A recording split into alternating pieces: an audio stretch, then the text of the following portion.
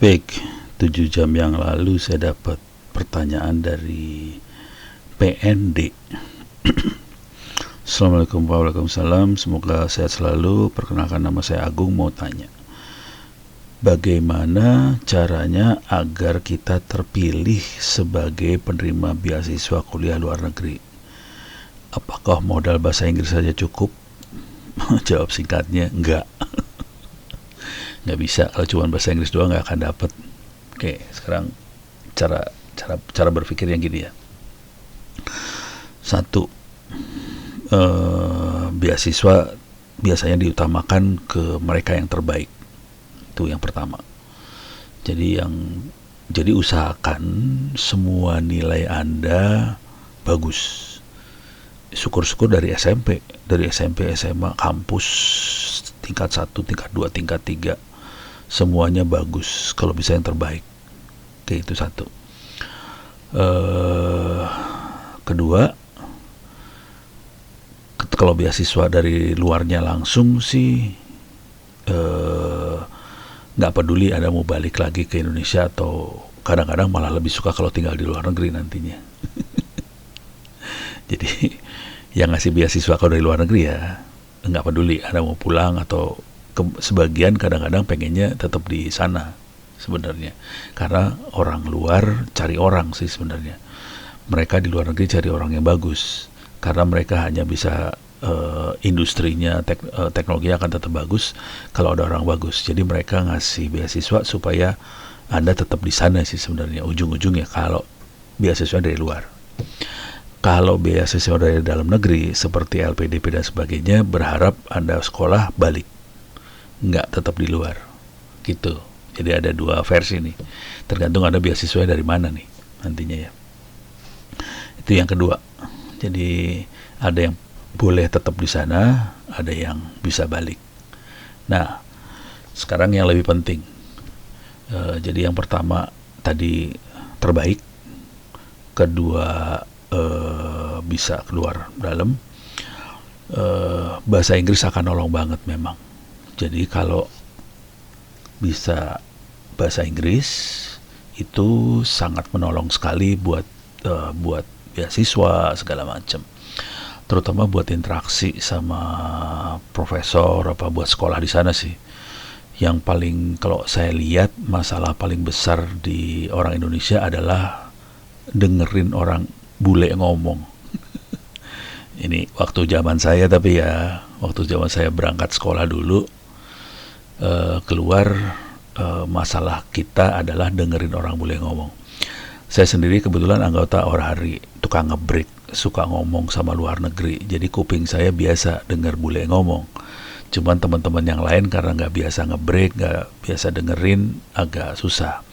Hari ini Anda mungkin lebih gampang karena ada YouTube, ada segala macam.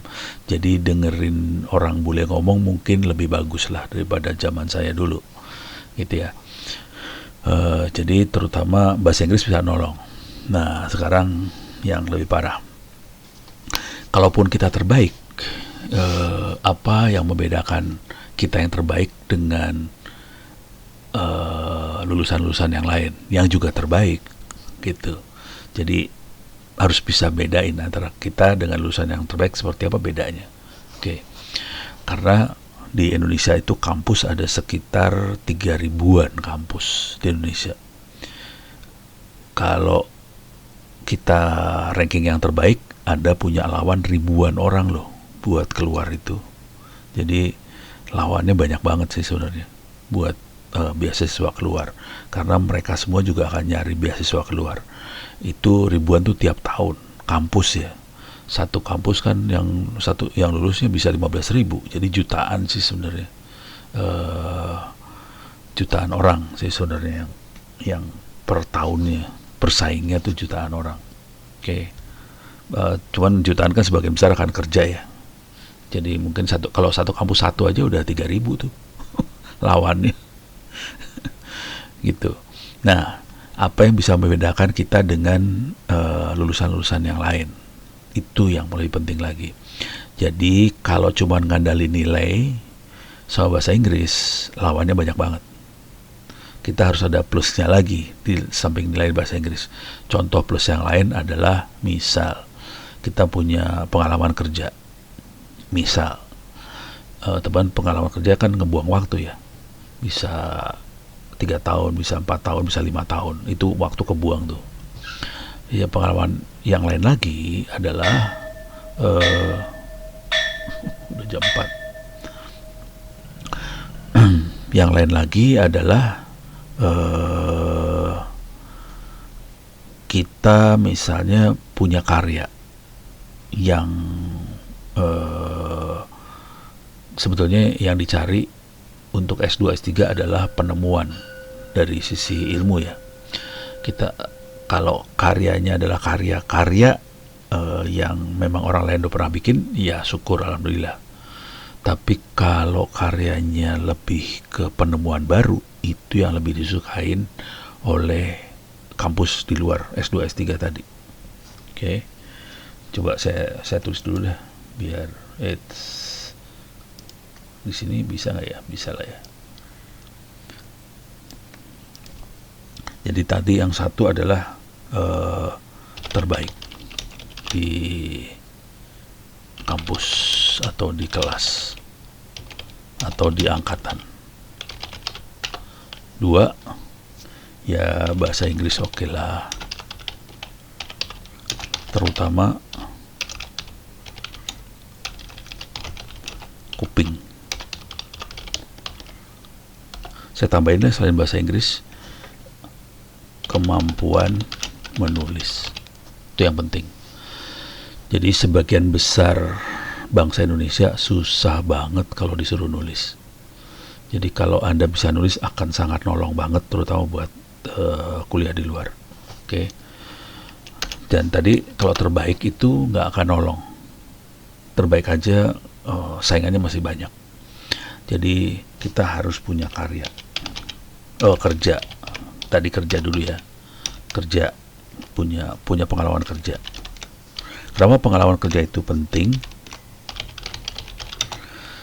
Pengalaman kerja yang akan membentuk kita buat penelitian apa yang akan kita lakukan. Jadi kalau orang yang udah kerja biasanya cara ngelihat sesuatu akan beda banget sama orang yang hanya di bangku sekolah, hanya teori doang, dapat kuliah dari dosen. Kalau mereka yang kerja, mereka biasanya sudah ada jam terbang, kemudian kalau udah ngelihat masalah, langsung dia tahu saya butuh apa, solusinya apa, segala macam. Jadi pengalaman kerja itu sebenarnya nolong banget. Makanya di kuliah ada namanya kerja praktek, cuman banyaknya kerja praktek dianggap enteng sama mahasiswa.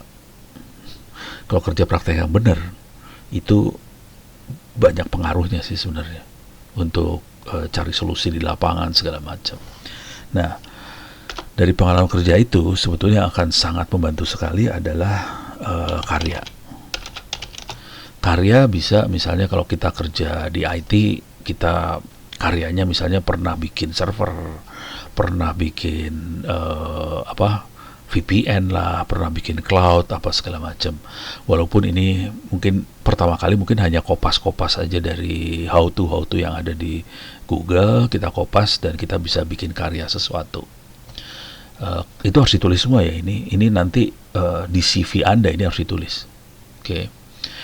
Cuman kalau Anda ke S2 dan S3 akan lebih disukai kalau karyanya karya tulis jurnal.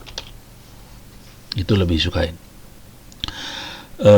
Bahasa Indonesia nggak apa-apa, kalau bisa bahasa Inggris lebih keren.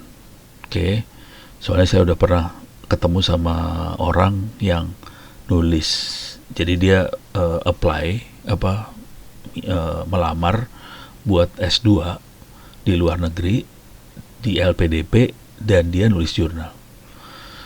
Akibatnya lebih gampang dapat beasiswa LPDP-nya karena dia punya tulisan di jurnal. Kalau bisa nulis jurnal bahasa Inggris itu lebih gampang lagi. Oke. Dengan modal seperti ini, tapi untuk nulis jurnal kalau bisa lihat ini deh. Untuk nulis jurnal, lihat YouTube saya.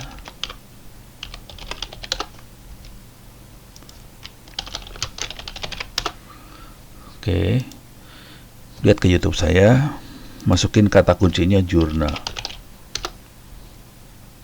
Oke. Jadi di sini teknik nulis jurnal saya jelasin, nulis jurnal terindeks Scopus, teknik nulis jurnal. Sini ada banyak banget lah video-video tentang teknik nulis jurnal. Dan videonya panjang ya, 1 jam, 1 jam. Lumayan bonyok, dan ini 2 jam. Yang ini 1 jam. Jadi videonya lama sih. Oke. Video 1,5 jam. Jadi banyak nih videonya, jangan khawatir, nulis jurnal. Rata-rata sejaman. Oke. Oh, mana tadi? Ini dia. Oke. Jadi Anda lihat video saya tentang teknik nulis jurnal, strateginya nulis jurnal seperti apa. Nah, kalau supaya lebih gampang lagi buat dapetin beasiswanya, coba komunikasi ke profesor di luar negerinya.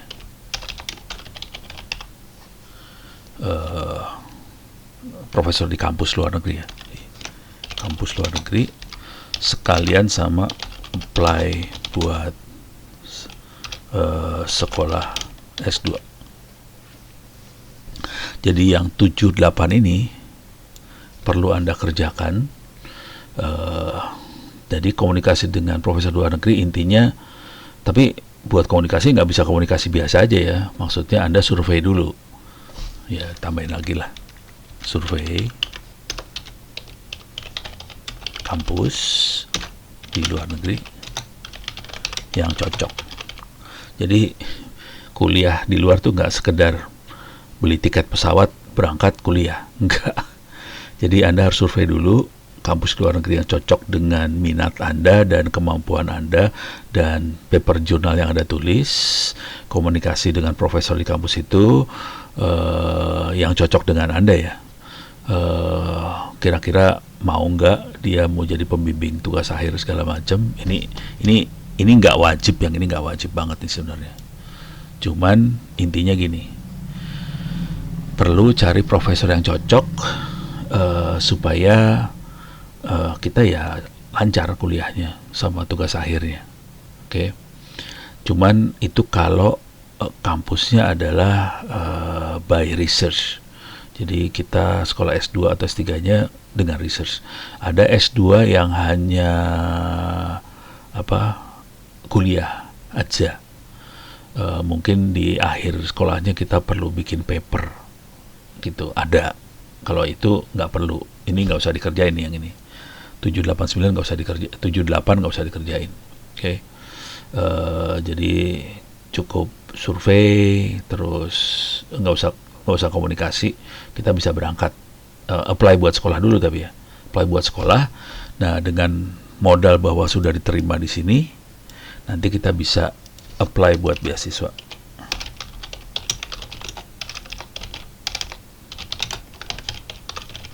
Jadi beasiswa bukan sekedar minta beasiswa dong, terus kita baru cari sekolah. Parah yang itu. Jadi lebih baik kita apply sekolahnya terus cari beasiswa. Nah, yang jadi masalah adalah kalau kita apply sekolah terus baru nyari beasiswa, ini susah gampang dapetnya. Lebih gampang kalau saya cenderungnya lebih ke survei kampus luar negeri yang cocok. Kalau kita sudah punya karya tulis bahasa Inggris segala macam, bisa komunikasi ke profesor luar negerinya. Kalau yang lebih keren adalah gini sih sebenarnya. Yang kerennya nih ya, kalau yang level yang LPDP bisa apply sekolah S2, minta beasiswa LPDP. Oke, LPDP bisa. 78 ya, 8 terutama bisa diloncat. Oke. Yang 8 bisa diloncat. Langsung apply LPDP. Mudah-mudahan dengan modal kita punya karya tulis di jurnal dan sebagainya, waktu apply S2-nya lebih gampang. Oke. Tapi skenario yang lain yang lebih keren, dan banyak teman-teman saya dulu di luar caranya seperti itu. Karena kita nggak punya beasiswa, kita nggak ada LPDP segala macam, kita komunikasi ke profesor di luar negerinya. Ngobrol pakai email. Prof, saya nilainya bagus, ini CV saya punya karya jurnal seperti ini. saya sangat ingin bekerja pada profesor. Jadi profesor di luar negeri, mereka sebetulnya nyari orang buat kerja sama dia. Karena dia melakukan penelitian dan sebagainya, dia butuh orang untuk penelitiannya dia. Dan dia butuh orang yang bagus. Nah, orang yang kerja sama dia akan dibayar oleh profesor itu. Jadi profesor bisa bayar orang buat kerja sebetulnya. Oke. Nah, kerjaan kita dengan profesor itu dibayar, duit itu kita pakai buat bayar SPP sekolah. Jadi banyak teman-teman saya di luar dulu adalah terutama yang dari Cina ya. Dari Cina sama India, mereka pergi belajar di luar negeri cuman modal tiket pesawat 1 kali jalan dari negaranya ke Amerika atau ke Eropa. Bukan tiket PP, tiketnya sekali jalan. Orang gelo itu mah. Jadi orang Cina sama India geblok semua.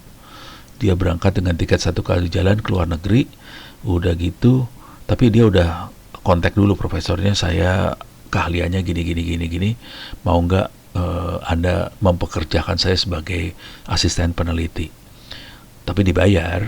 Nah udah dia kerja sebagai asisten peneliti dan kerja keras banget buat asisten peneliti itu, buat bikin paper jurnal dan sebagainya.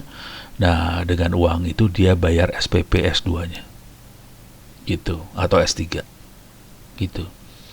Jadi nggak pakai beasiswa LPDP. Nah kalau kita punya beasiswa LPDP, profesor ini senang banget sih sebenarnya asli. Jadi profesor di kampus luar negeri akan senang banget kalau kita punya beasiswa LPDP. Artinya apa? Si profesor bisa punya asisten peneliti tanpa perlu dia gaji. Makanya sebenarnya profesor luar negeri senang banget kalau kita punya LPDP sih. Jadi dengan modal LPDP, dengan modal kita punya karya tulis, probabilitas untuk diterima di luar negerinya lebih tinggi sih sebenarnya. Tapi kalau kita nggak punya LPDP, tetap bisa diterima, tapi kita harus berjuang, jual diri. Saya termasuk orang yang jual diri dulu untuk sekolah. Saya jual diri, saya waktu itu berapa ya, ada 60-an gitu. Lembaga-lembaga yang ngasih beasiswa, saya suratin semuanya. Kalau Anda mau, ini saya bisa neliti segala macam, ini CV saya. Dari 60 dapat 1. Jadi nggak gampang sih. Hidup saya juga susah, jangan khawatir. Gila kalau tahu mah, ngeri. Taruhannya bisa nyawa, bisa nggak makan. Gitu. Oke, mudah-mudahan bisa memberi jawaban buat PND tentang sekolah beasiswa ini di luar negeri. Intinya Anda nggak cukup dengan modal bahasa Inggris saja. Modal bahasa Inggris akan bantu, tapi itu bukan modal sebetulnya. Modalnya adalah kemampuan nulis, karya tulis, dan untuk karya tulis jurnal ini Anda harus menemukan sesuatu sih sebenarnya. Gitu. Oke. Mudah-mudahan buat PND dan teman-teman yang lain yang pengen sekolah ke luar negeri bisa ngerti sedikit taktik-taktiknya. Ini. Oke.